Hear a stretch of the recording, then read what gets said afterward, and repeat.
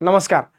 Bank of बडोदामध्ये local bank officer पदासाठी एक नवीन जाहिरात मागच्या महिन्यामध्ये आली होती, ज्याची परीक्षा पुढच्या महिन्यामध्ये म्हणजेच सप्टेंबरमध्ये, ऑगस्टमध्ये नाही, सप्टेंबरच्या पहिल्या आठवड्यात होणं अपेक्षित आहे.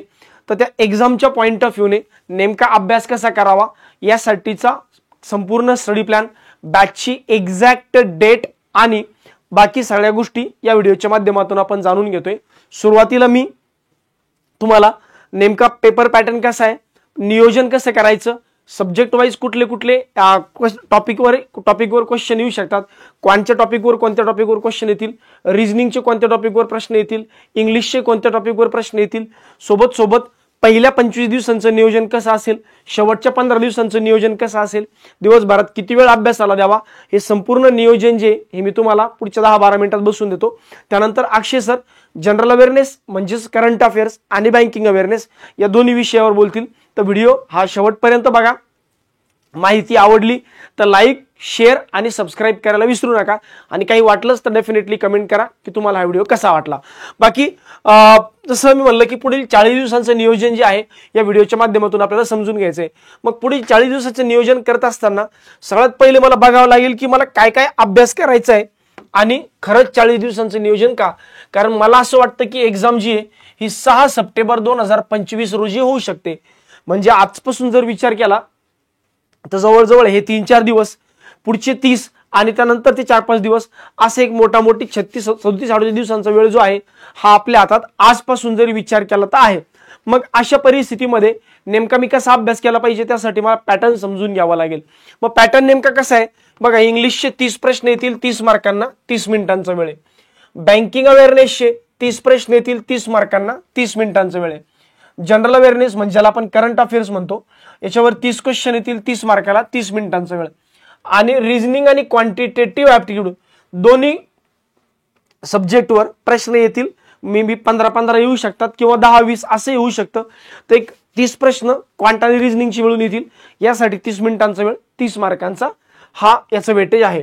बरं, यासाठी निगेटिव्ह मार्किंग आहे का तर हो, निगेटिव्ह मार्किंग आहे 1/4. सेक्शनल कट ऑफ आहे का? येस, सेक्शनल कट ऑफ आहे. प्रत्येक सब्जेक्टमध्ये जनरल कॅटेगरीतून किंवा ईडब्ल्यूएस मधून तुम्ही बिलॉंग करत असाल तर प्रत्येक सब्जेक्टमध्ये 40% मार्क म्हणजे 12 मार्क मिळून तुम्हाला कंपल्सरी आहे. आणि जर तुम्ही अदर कॅटेगरीतून बिलॉंग करताय तर तुम्हाला याच्या 35% म्हणजे 10.5 मार्क मिनिमम मिळवणं कंपल्सरी आहे. म्हणजे याचा अर्थ असं काय की याचा already pre decided cut off आहे.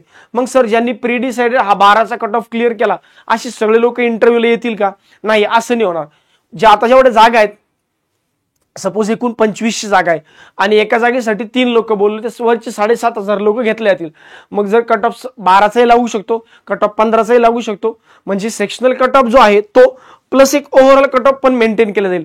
तर त्यामुळं हे 12×48 मार्क हे मिनिमम तुम्हाला घ्यायचे जर तुम्ही जनरल ईडब्ल्यूएस कॅटेगरीला बिलॉंग करता येतं.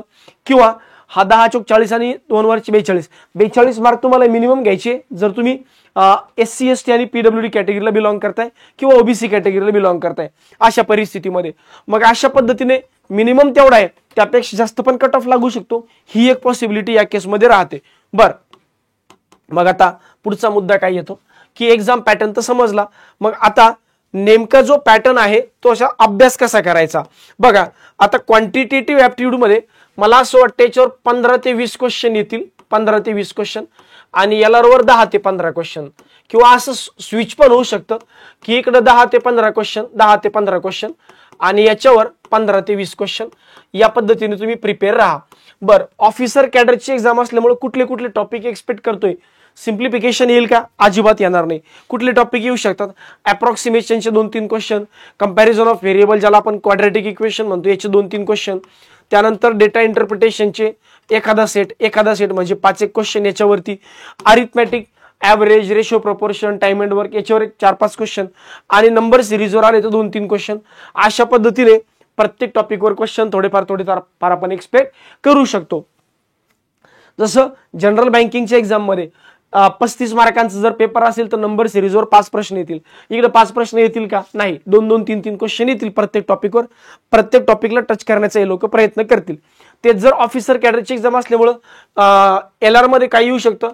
LR मध्ये चायनीज कोडिंग येऊ शकतं, एखाद 2 चायनीज कोडिंग याची मला शक्यता थोडी कमी वाटते, पण सिलॉइजम येईल, ब्लड रिलेशनचा एखाद दोन क्वेश्चन, डिस्टन्स डायरेक्शनचा एखाद दोन क्वेश्चन, इनइक्वेलिटीचे 2-3 क्वेश्चन, त्यानंतर पझलवर एक, सिटिंग अरेंजमेंटवर एक म्हणजे 5-5 मार्कांचं sitting arrangement, 5 मार्कांचं puzzle.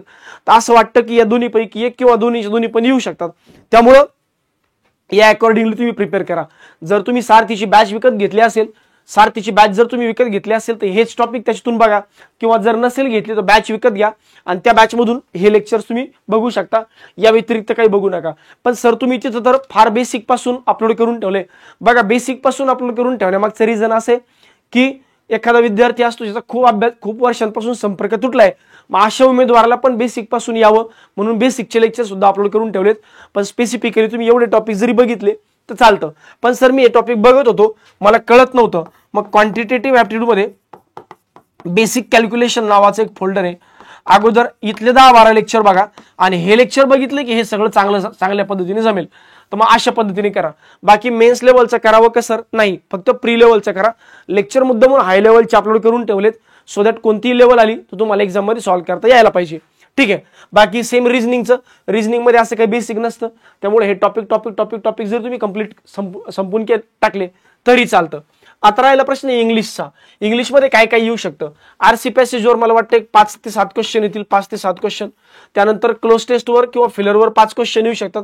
पॅराजम्बलवर 5-1 question, एररवर 5-1 question, sentence improvement किंवा सेंटेन्स करेक्शनवर 5-1 क्वेश्चन, फ्रेज रिप्लेसमेंट म्हणा, कॉलम बेस्ड क्वेश्चन म्हणा, याच्यावर 5-1 क्वेश्चन येऊ शकतात. कारण इंग्लिशचं वेटेज भरपूर आहे, म्हणजे 30 मार्क इंग्लिशवर आहे. त्यामुळं इथे भरपूर क्वेश्चन विचारायला स्कोप जो आहे तो राहतो. बाकी या पद्धतीचे जे लेक्चर्स आहेत किंवा हे जे लेक्चर्स आहेत हे तुम्ही ऍपमध्ये जाऊन बघू शकता. आता हे झालं सब्जेक्ट वाईज की क्वांट असेल, रिझनिंग असेल आणि इंग्लिश असेल याचं नेमकं.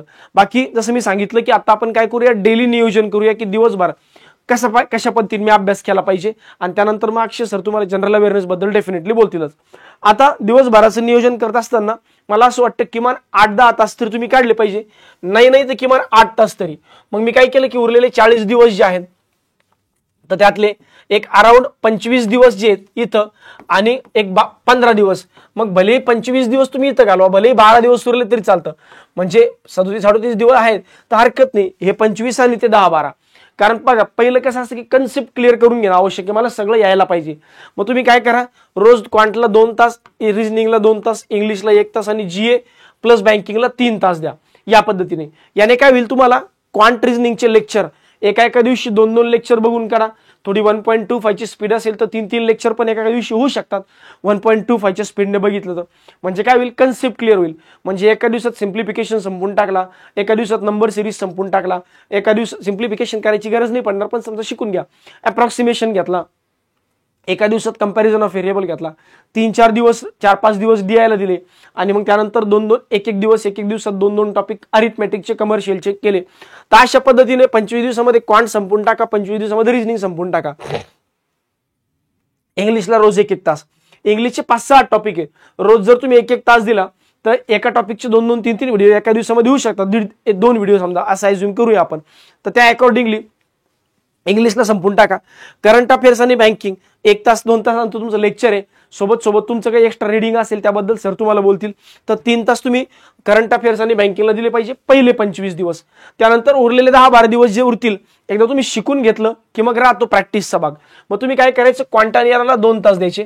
या 2 तासामध्ये ऑफलाईन प्रॅक्टिस करायची. ऑफलाईन प्रॅक्टिस म्हणजे कसं, जे टॉपिक तुम्ही सॉल्व्ह हे केलेत, बघितलेत, त्या टॉपिकवर थोडी प्रॅक्टिस. मग रोज आज अप्रॉक्सिमेशनचे 50 क्वेश्चन, उद्या कंपॅरिझन ऑफ व्हेरिएबलचे 50 क्वेश्चन, परवा डीआयचे 50 क्वेश्चन. याने काय होईल, तुमची स्पीड वाढेल. आणि सोबत एक टेस्ट पण द्यायची. टेस्ट कुठून द्यावी सर? बघा, गाईडली नावाचं एक ऍप आहे, गाईडली, आणि एक अड्डा 247 नावाचा ऍप आहे. या अड्डा 247 आणि गाईडलीवरून तुम्ही टेस्ट परचेस करू शकता. मला वाटतं 100-200 रुपयाला जास्तीत जास्त या टेस्ट असतील, आणि या टेस्ट तुम्ही देऊन परचेस करून टेस्ट देऊ शकता. याने काय होईल, तुमची स्पीड वाढेल आणि क्वेश्चन सिलेक्शन जमेल. मग त्यानंतर करंट अफेअर्सला वेगळे 2 तास आणि बँकिंगला अवेअरनेसला 2 वेगळे तास. याने काय होईल, करंट अफेअर्स आणि बँकिंग अवेअरनेसचं जे 60 मार्कांचं वेटेज आहे, हा जास्तीत जास्त पार्ट तुम्हाला जो आहे तो कव्हर करता येईल. तर मला असं वाटतं की अशा पद्धतीचं नियोजन असलं पाहिजे. सुरुवातीचे 25 दिवस शिकून घ्या आणि पुढचे 12 दिवस जे आहेत याच्यावर जेवढी जास्त होईल तेवढी जास्त प्रॅक्टिस करा. या पद्धतीने जर केलं तर मला वाटतं की एक्झाम आरामात पास होणं प्रॅक्टिकली पॉसिबल आहे. Don't worry about it. ठीक आहे. बाकी यानंतरचा पार्ट जो आहे अक्षय सर कंटिन्यू करतील. चला तर मग आता इथून पुढे आपण बघूया नेमकं बँकिंग अवेअरनेस आणि जनरल अवेअरनेस ज्याचं कम्पॅरेटिव्हली मोठं वेटेज आहे. 50% पर्यंतचं वेटेज त्याचं आहे. आपण जर पाहिलं बँकिंग नॉलेज 30 क्वेश्चन 30 मार्क आणि general awareness oblique economy 30 question 30 mark. नेमकं सर याच्यामध्ये काय विचारतील, कशा प्रकारे विचारतील आणि आम्ही काय केलं पाहिजे. अपेक्षित तारीख 6 सप्टेंबर आहे. आता आपण जुलैच्या एंडला आहे. जवळपास पुढचे आपल्याकडे 40 दिवस बाकी आहे आणि ह्या 40 दिवसामध्ये ह्या 60 मार्कांची तयारी होऊ शकते का, तर मी म्हणेल होऊ शकते. 100% होऊ शकते. काय करावं लागेल आणि कसं करावं लागेल बघा. जनरल अवेअरनेस मध्ये जर आपण गेलो, नीट मुद्दा लक्षात घ्या. याच धर्तीवर आता state bank of India CBO ची एक्झाम झालेली आहे आणि त्याच सीबीओ ची एक्झामला हावाला बँकिंग नॉलेज वाला पार्ट 40 मार्कला होता आणि जनरल अवेअरनेस वाला पार्ट 30 मार्कला होता.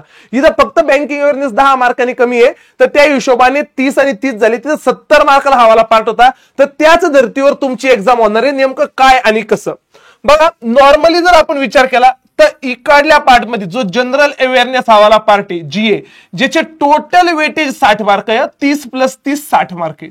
याच्यामध्ये 2 पार्ट पडतात. 2 पार्ट तुमच्यासाठी. बाकीच्या म्हणजे हे 2 पार्ट मी त्यांच्यासाठी म्हणतोय जे बँक ऑफ बरोडा एलबीओ ची एक्झाम देतात. ते नॉर्मल रेग्युलर ग्रॅज्युएटच्या ज्या बेसिक एक्झाम असतात त्यांच्या स्टॅटिक जीके पण असतं. तुम्हाला स्टॅटिक जीके नसतं कारण ऑफिसर लेवलची एक्झाम आहे. तर त्या केसमध्ये बघा बँकिंग टर्मिनॉलॉजी वाला एक पार्ट आणि करंट अफेअर्स वाला एक पार्ट. करंट अफेअर्स मग करंट अफेअर्स मध्ये जर विचार केला सर आपण, तर करंट अफेअर्स मध्ये काय येईल, नॅशनल न्यूज येतील, इंटरनॅशनल न्यूज येतील, स्पोर्ट्स वाला पार्ट येईल, अवॉर्ड्स वाला पार्ट येईल, गव्हर्नमेंट स्कीम वाला पार्ट येईल, अपॉइंटमेंट्स येतील. ह्या वेगवेगळ्या गोष्टी येतील आणि याच्यात पण महत्वाचा पार्ट बनतो तो म्हणजे बँक इन न्यूज किंवा आपण ज्याला म्हणू शकतो आरबीआयचे सर्क्युलर, नाबार्डचे रिपोर्ट वगैरे ह्यावाल्या सगळ्या गोष्टी. मग बघा आता हे जे बँकिंग टर्मिनॉलॉजी याच्यामध्ये बेसिक बँकिंग येते, केवायसी नॉर्म्स काय किंवा आरबीआय काय, आरबीआयच्या सबसिडरीज कोणकोणत्या आहे किंवा अजून यूपीआयचे वेगवेगळे types, NPCI, types of account. तर हे जे तुम्ही बँकिंग वाला पार्ट याच्यामध्ये पूर्ण बँकिंगच्या बेसिक टर्मिनॉलॉजी विचारल्या जातात. बेसिक टर्मिनॉलॉजी विचारल्या जातात ज्या स्टेट बँक ऑफ इंडियाच्या सीबीओच्या एक्झामला पण विचारलं जातं. NEFT, RTGS, IMPS, reserve bank of India किंवा अजून चेक, डीडी वगैरे यावाल्या सगळ्या गोष्टी. तर ह्या सगळ्या गोष्टी जर तुम्हाला पाहिजे असेल तर 21 लेक्चर्स आहे बँक ऑफ बरोडाची एलबीओची बॅच आहे, bank of Baroda LBO batch. आणि या एलबीओच्या बॅच मध्ये 21 लेक्चर बँकिंग टर्मिनॉलॉजीचे. याच्यामध्ये सगळ्या कन्सेप्ट क्लिअर होतात. हे झाले 30 मार्काचा मुद्दा. याच्यामध्ये काही करंट न्यूज पण विचारल्या जाऊ शकतात. बँकिंग रिलेटेड करंट न्यूज पण विचारल्या जाऊ शकतात याच्यामध्ये. सर थोडेसे इकडल्या पार्ट मध्ये गेलो मी, जनरल अवेअरनेस वाला पार्ट मध्ये गेलो जो 30 मार्काला आहे. बघा जनरल अवेअरनेस 30 मार्क आणि बँकिंग अवेअरनेस वाला पार्ट 30 मार्क आहे.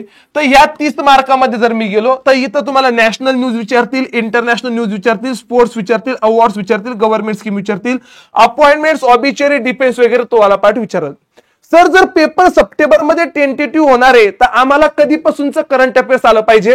तर बघा एकंदरीत एप्रिल, मे, जून, जुलै, ऑगस्ट ह्या 5 महिन्यांचं तरी करंट अफेअर्स आलं पाहिजे. एका महिन्याच्या करंट अफेअर्सचे किती लेक्चर सर? एका महिन्याच्या करंट अफेअर्सचे 12 ते 13-14 लेक्चर आहे.